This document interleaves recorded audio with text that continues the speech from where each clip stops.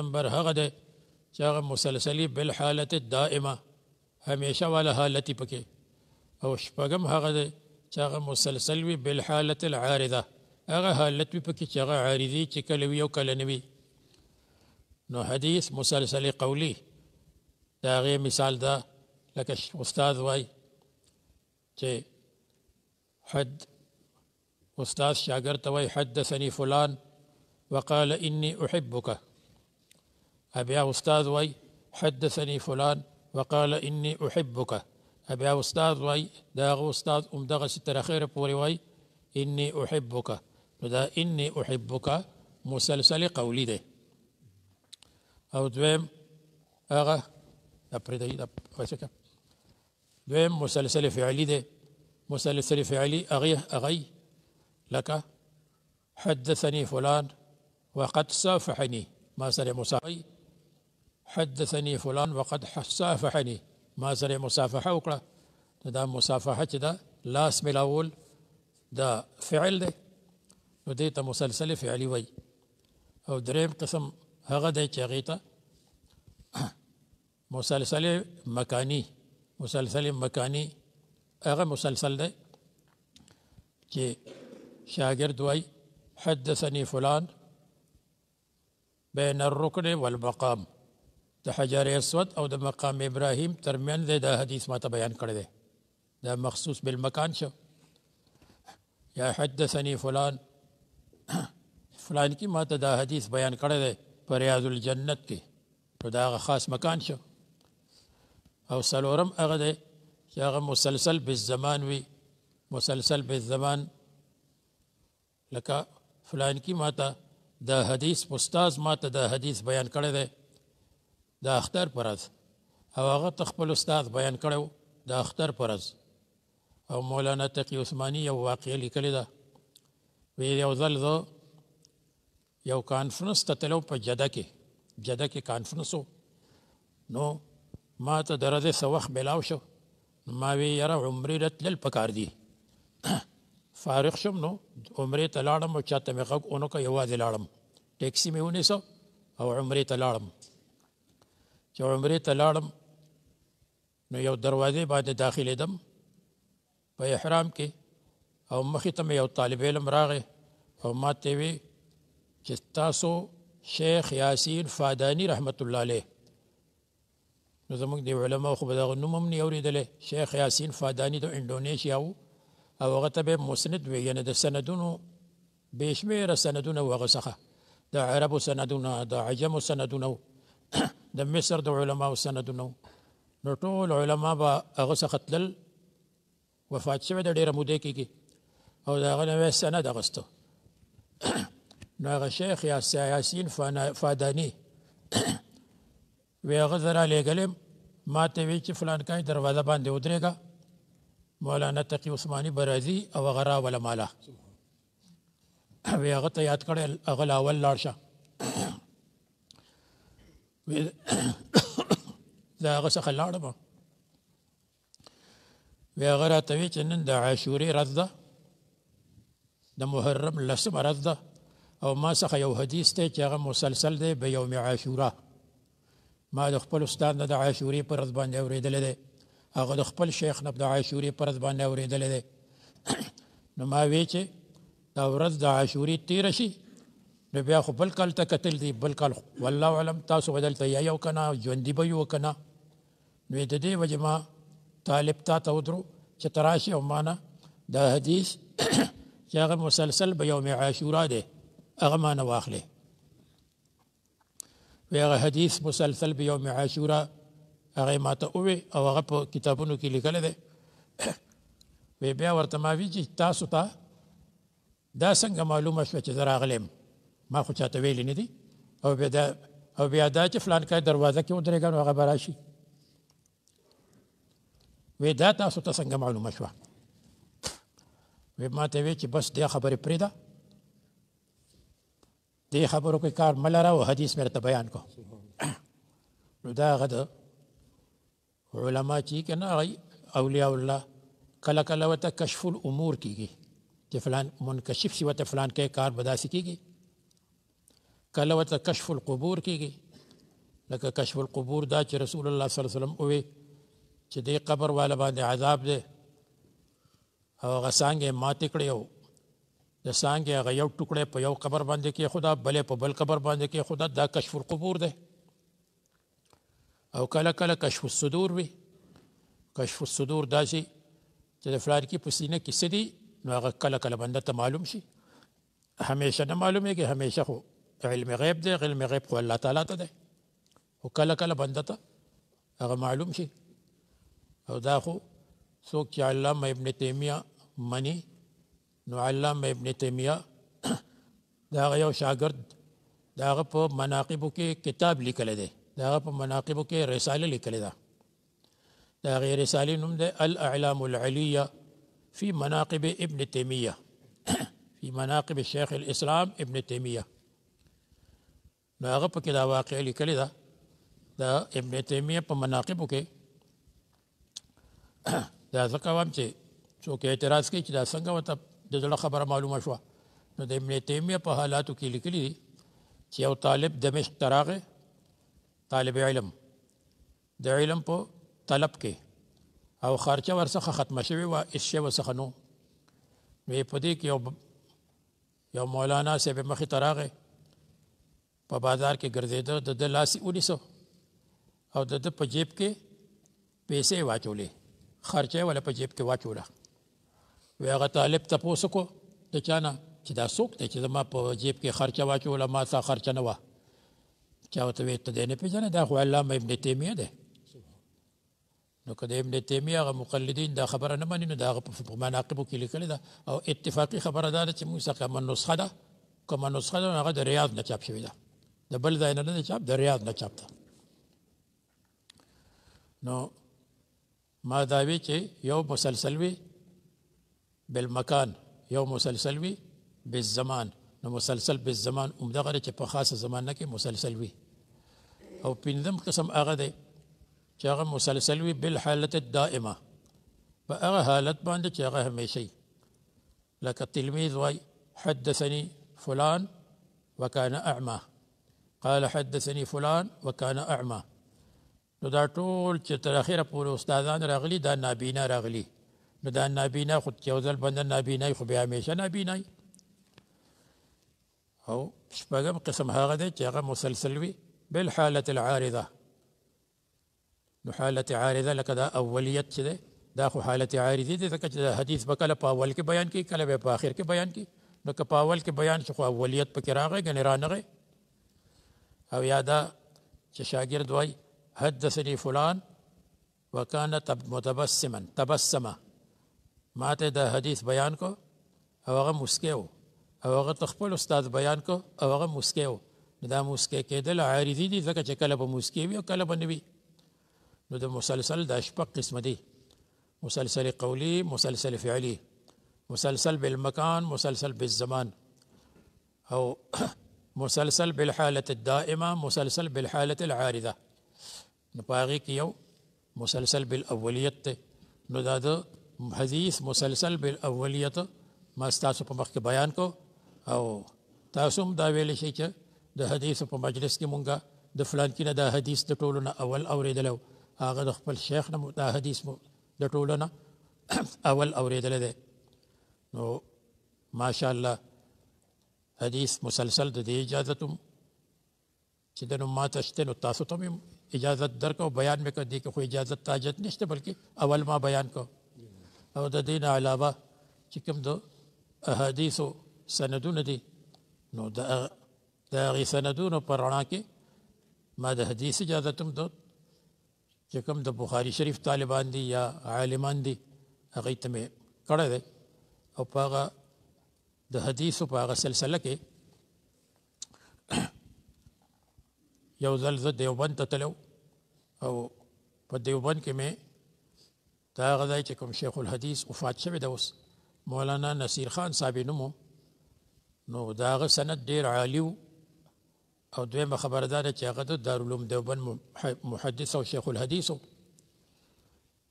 نو هغه باندې مې قرائت حدیث وکړو او هغه اجازت راکړو او هغه ته د حدیث اجازت مولانا نصیر خان صاحب ته د حدیث اجازت د د حضرت مولانا عبدالرحمن امروهوینا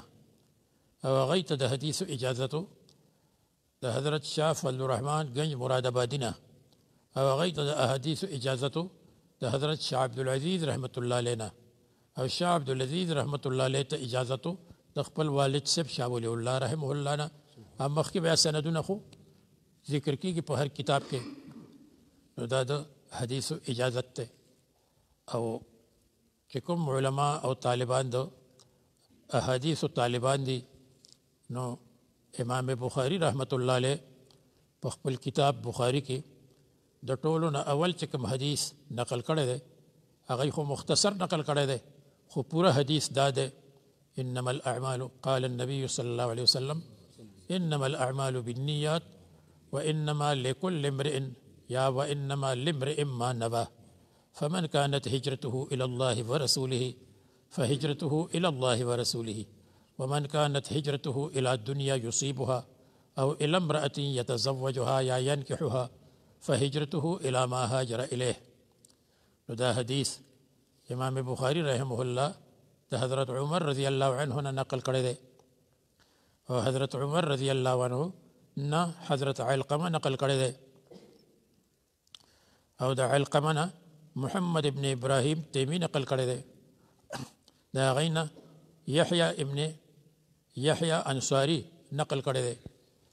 یحیی ابن سعید انصاری نقل کړی دی او دا حدیث په دې سلورو طبقو کې سلور طبقه خو تاسو واورېدې اب حضرت عمر رضی الله عنه نمبر 2 حضرت علقمه او نمبر 3 محمد ابن ابراهیم تیمی او نمبر 4 یحیی ابن سعید انصاری دا په سلورو طبقو کې غریب دی یعنی په سلورو طبقو کې بل څوک استاد دی دا چې کوم راویان دي دای سره بل څوک شریک نشته یوازې دی او امام بخاری رحمت الله علیه چې کوم آخري حدیث نقل کړی دی چې کلمتان حبیبتان الی الرحمن خفیفتان علی اللسان ثقیلتان فی الميزان سبحان الله وبحمده سبحان الله العظیم نو دا حدیث هم د حضرت ابو هریره رضی الله عنه نقل کړی دی دا هم په څلورو طبقو کې منفرد متفرد ده یعنی په څلورو طبقو کې پکې راویان یوازې دي د حضرت ابو هریره رضی الله عنه نه نقل کړی دی بیا غید ابو هریره د عمر ابن قعقاع نه نقل کړی دی بیا غینا ابو زرع نقل کړی دی بیا دا غینا محمد ابن فضیل نقل کړی دی دا هم په څلورو طبقو کې یعنی په څلورو زمانو کې د یوازې دي نو لومبی حدیث هم غریب د په څلورو طبقو کې او رسته حدیث هم غریب د په څلورو طبقو کې او غریب په لغت کې وای مسافر ته غریب څه ته وای مسافر ته وای د دې وجه امام شافعي رحمت الله علیه فرمایلی دي د امام شافعي رحمت الله علیه شاعر دی وای تغرب عن الاوطان في طلب العلا وسافر ففي الاسفار 5 فوائد تفرج هم وابتغاء معيشة وعلم وآداب وصحبة ماجدي فرمای امام الشافعي رحمة الله عليه ويتغرب عن الأوطان تسفرك د وطن في طلب العلا دوچت مرتبو په حاصلولو کې وسافر او سفرك ففي الأسفار 5 فوائد ذکه چې په سفر کې 5 فائدې دي تفرج هم طبیعت بده کولاو شي طبیعت بده آزاد شي وابتغاء معیشت دویمه دا چې سفرو کې نو رزق به وګټي او چې نو ژوند بده برابر شي او علم و آداب او چې سفرو کې نو علم به وګټي علم به حاصل کې و آداب او چې سفرو کې نو اخلاق بس دکې ځکه چې خپل وطن کې خو اخلاق باندې په خپل وطن کې چې یو کار غلط کیږي نو هغه بنده ته ښه ښکاري او چې بل وطن ته لاړ شي نو بیا بنده ته پته ولګي چې زمونږ په وطن کې خدا کار غلط کېدو او چې وطن کې د یو شي عرف وي او عادت وي نو که هغه خراب وي نو هغې ته د بنده ذهن نه ځي اخلاق بس دکې لکه زمونږ دې وطن کې پخوا به خلکو اودس اوچو نو یو بل سره به خبرې کولې او داس په مو چې ولاړ بو تاسو خو هغه منظر نه دی لیدلی نو زمونږ د ستاسو مشرانو مونږ خو لیدلی دی نو دا به ورته بد نه ښکارېده حالانکې دا ډېره بده خبره وه نو اخلاق بد لکي وصحبة ماجدي او چې سفر وکړي نو د بزرګانو سره به صحبت نصیب کړي ځکه چې بزرګان خو په یو ځای کې نو دی به لړ شي سفر به وکړي نو د سفر د وجې نه علم حاصلېږي او سفر په دوه قسمه دی یو هغه سفر دی چې هغه سفر ظاهري وي نو سفر ظاهري څه دی لکه چې د مانیرې یو طالب دی هغه پېښور ته لاړو او چې د اسلام آباد او پیرنای ته او کراچۍ ته لاړو او نورو وطنو ته لاړ نو هغه سفر وکړو دا سفر ظاهري دی او دویم سفر هغه دی چې هغه سفر حقیقي وي او هغه سفر باطني وي نو سفر باطني دا دی چې ځان په کور کې مسافر کی لکه د مانیرۍ اوسیدونکی دی او په مانیرۍ کې ځان مسافر کړی دی نو د کتاب سره یارانه ده د استاد سره یارانه ده او نور خلکو سره یارانې او دوستانې پریښې دي نو بس د کور هغه ضروري کار چې نو هغه خو به کوي د هغې دپاره پکار ده چې ځان چې د نو فارغ کړي لیکن د هغې نه علاوه نور ګپ شپونه او خلکو سره ناسته پاسته او خپل وخت ضایع کول د دې نه ځان بچ کوي نو امام بخاري وړومبی حدیث هم غریب راوړو او اخیری حدیث هم غریب راوړو او په دې کې اشاره وکړه دې خبرې ته چې د غریب معنا مسافر دی او د علم د ابتدا نه واخلې د علم تر اخره پورې لکه امام بخاري چې د اول نه واخلې تر اخره پورې وړومبی حدیث هم غریب راوړو اخیری حدیث هم غریب راوړو نو دې ته اشاره وکړه چې ته د علم د شروع نه واخلې د علم تر اخره پورې به ځان مسافر ګڼې چې زه داسې یم لکه د مسافرو په شان نو په کور کې به مسافر یې او داسې مدرسې مونږ لیدلي دي چې په هغې کې د هغه کلي خلک وي په هغې کې د هغه ښار خلک وي لیکن چې هغوی محنت کوي وخت نه ضایع کوي نو هغوی د هغه مسافرو طالبانو نه زیات ښه علم حاصلوي داسې مدرسې مونږ لیدلي دي په دې خپلو سترګو چې د هغوی تعلیمي معیار ډېر اوچتي حالانکې مسافر نه دي ځکه چې د مسافرو په شان دي او دیوبند کې حضرت مفتی شفیع صاحب رحمت الله علیه هغه خو دیوبند اوسیدونکی او په دیوبند کې پیدا شوی او په دیوبند کې لوی شوی او په دیوبند کې مدرس شوی او د دیوبند اوسیدونکی لیکن هغه په کلي کې او په کور کې مسافر و نو هغه وایي چې مونږ به تکرار وکړو مطالعه به وکړه بیا د شپې 12 بجې 12 نیمې بجې 1 بجه به زه کور ته لاړم نو زما والده به په انتظار کې وه او ما له به پخکړې ګرم کو ما به ډوډۍ وخوړه وی ما مینت ورته وکړو او ډېر زیاته زاري مې ورته وکړه چې تاسو تکلیف مه کوئ چې زه راځم نو زه به په خپله کې میزړی نو ځان له به پخکړی او سالن به ګرموم او کني نو دغسې به خورم نو هغه مې راضي کړه بیا به هغه اوده وه زه به رالم نو که خوښه به مې ونه یخ پخکړی به مې وخور کنې ځان له به مې ګرم کو نو دې ته وایي په کور کې مسافر نو هغه څنګه علم حاصل کړی هغه چې هلته و نو هغه په دیوبند کې مشر مفتي و او چې پاکستان ته راغی نو په پاکستان کې چې دی نو مفتي اعظم پاکستان و د پاکستان مفتی اعظم او حالانکه ټول علم په خپل کور کې او په خپل کلي کې حاصل کړو نو غریب الوطن چې وي که نه مسافر نو د مسافر دوه قسم شو یو هغه مسافر دی چې هغه ظاهري مسافري او که ظاهري مسافري او دلته راشي وایي زما نیرای کې سبق وام مسافر هم سفر مې کړی دی بیا چې کله سفر ختم شي نو د ما نیرای په دې بازار باندې شروع شي او ځي او د ثوابه هغه ټول بازار ګوري نو هغه مسافر دی خو هغه مسافر نشه وخت خراب کو د سفر هغه مقصد پوره نه کو او که د دې کلي دی او په کور کې وي لیکن په کور کې وخت نه ضایع کوي او مطالعه کوي او چې دی نو کتاب ګوري کتاب کې خو 4 درجې دي پڑھ کے پڑھو د هغې معنا مطلب دا دی چې اول به مطالعه وکړي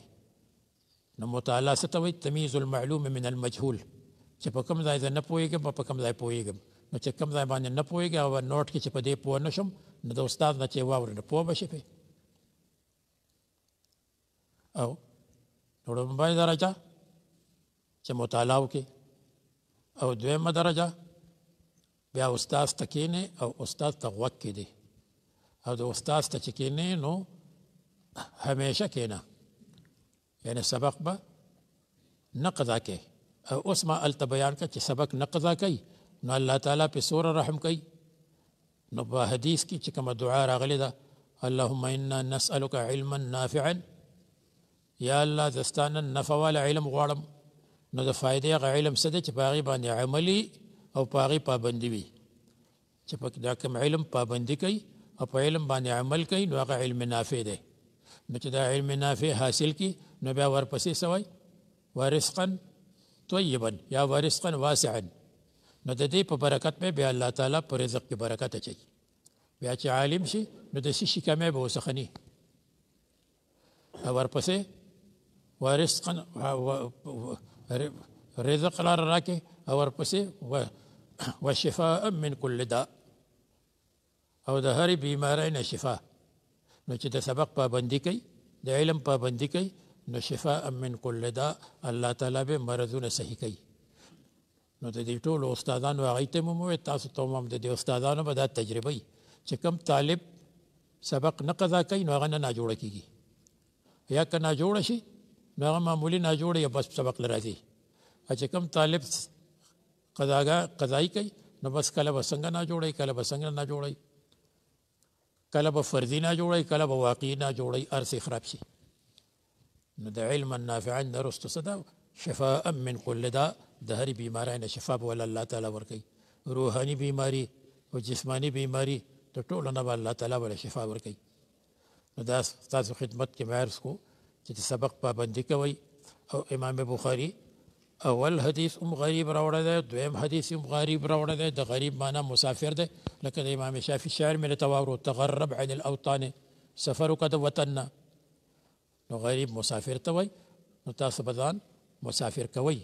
او یا د مسافرو په شان ژوند به تېروئ، نو ځکه الله تعالی به دله علم درکوي.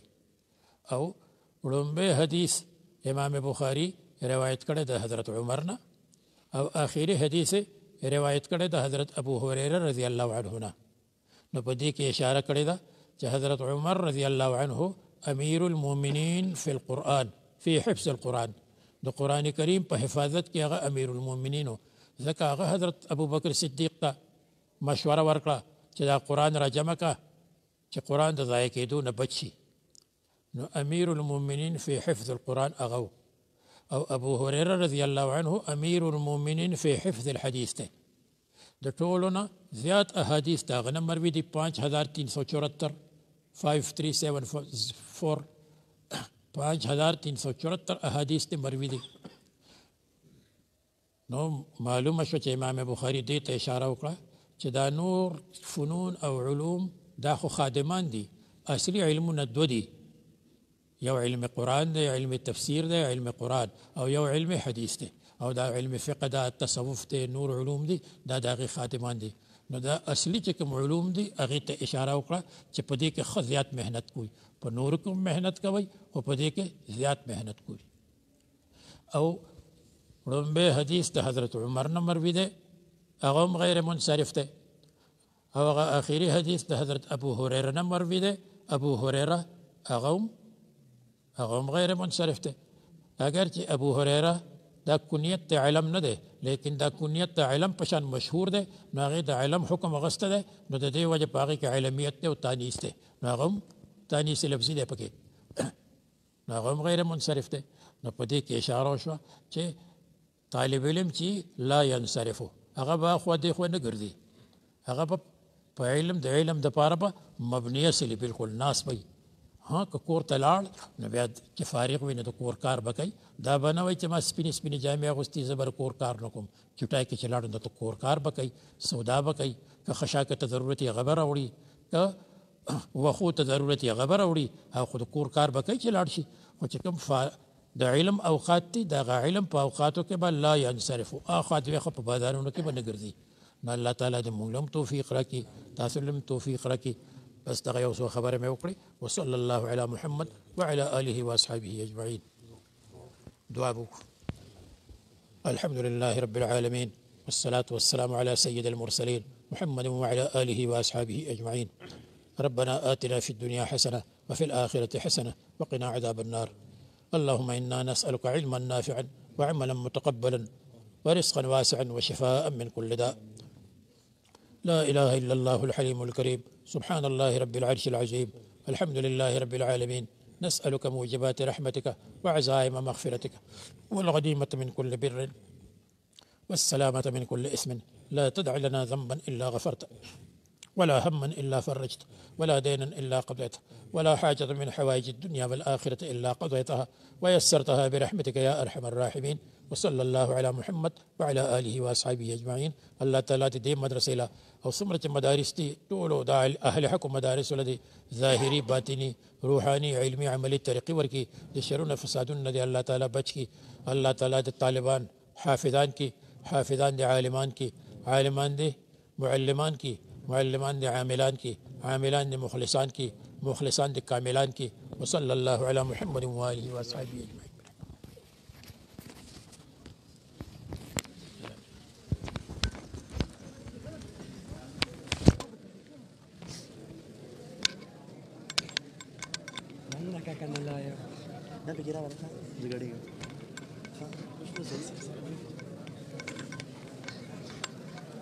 ولا شيء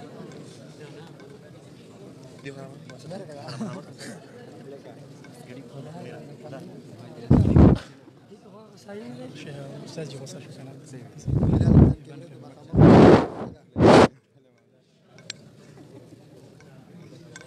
كسر المدرسة